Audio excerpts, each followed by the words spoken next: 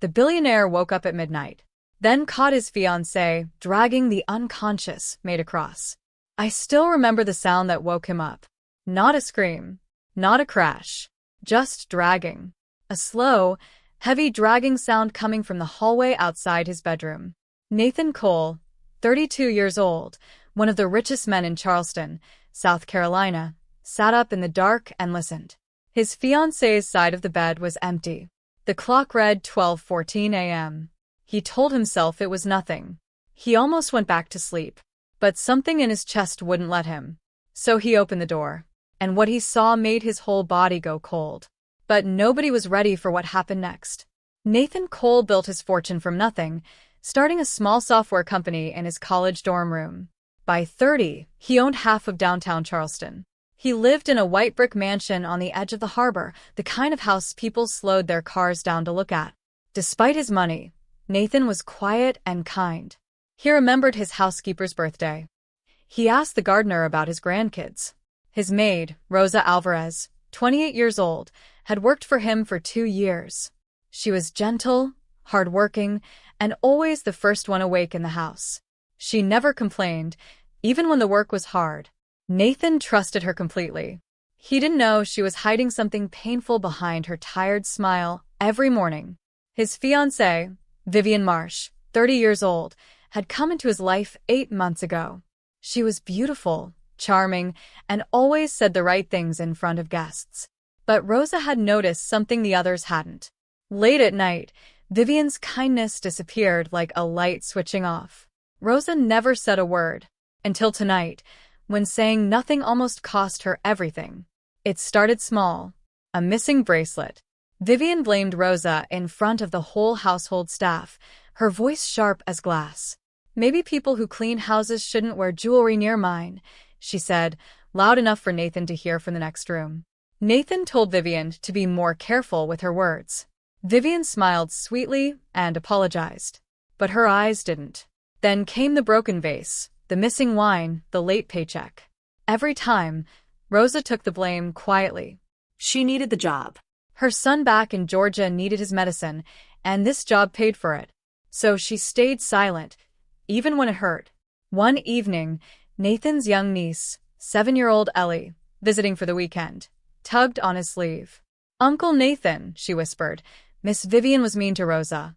She made her cry in the kitchen." Nathan knelt down, frowning.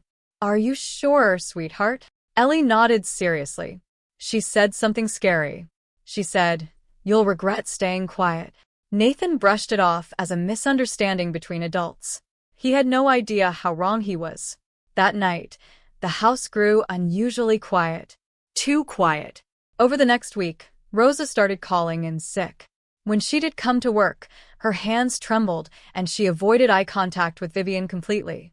Nathan noticed a fresh bruise on Rosa's wrist one morning. When he asked about it, she quickly pulled her sleeve down. "I bumped into a door, Mr. Cole. It's nothing." Her voice shook when she said it. Vivian, meanwhile, became strangely affectionate toward Nathan, planning the wedding with more energy than ever, showing him flower arrangements and cake designs late into the night. She kept him busy. She kept him distracted. Looking back, Nathan would realize she was doing it on purpose. Then, 3 days before the wedding, Nathan found something odd in his home office. A small notebook, hidden behind a bookshelf, filled with Rosa's handwriting. Dates. Times. Short notes like, "She threatened me again," and "I'm scared to say anything." The last entry, written just 2 days ago, simply read, "If something happens to me, please check the security cameras." Nathan's hands went cold as he read those words. He had no idea what he was about to walk into. At 12:14 a.m., Nathan opened his bedroom door and froze. Down the hallway, under the dim security light, Vivian was pulling Rosa's limp body across the marble floor toward the side door that led to the garage. Rosa wasn't moving. "Vivian," Nathan's voice cracked through the silence. Vivian spun around, her face pale with panic. "Nathan, it's not what it looks like." She fell. "I was helping her." But Nathan had already seen the truth in her eyes. He rushed to Rosa, checking her pulse with shaking hands. Still breathing. Thank God, still breathing. He called for help immediately, his voice steady now, driven by something stronger than fear. While paramedics worked on Rosa, Nathan pulled up the security footage from his office computer. What he saw made his stomach turn.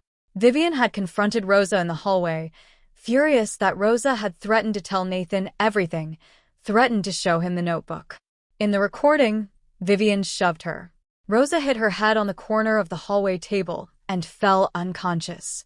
Vivian panicked, then began dragging her toward the garage, toward her car. Nathan sat in silence, tears in his eyes, betrayal settling into his chest like a stone. The woman he almost married had nearly destroyed an innocent life just to protect her secret. But there was one more thing he didn't know yet. One more piece of the truth still waiting in the dark. At the hospital, Rosa woke up slowly, blinking under the bright lights. Nathan was sitting beside her bed, exhausted but relieved. "You're safe now," he whispered. "I'm so sorry I didn't listen sooner." Rosa's eyes filled with tears.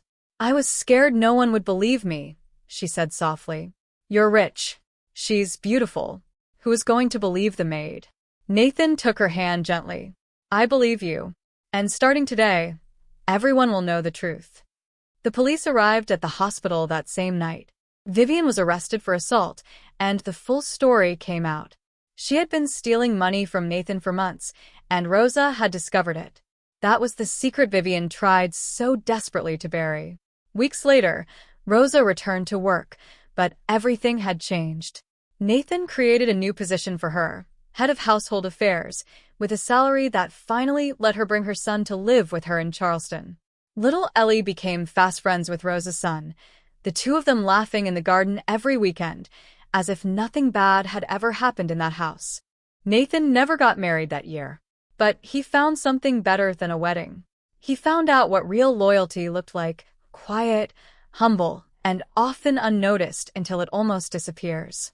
He kept Rosa's notebook in his desk drawer, not as a reminder of pain, but as a reminder to always listen, even to the quietest voices in the room.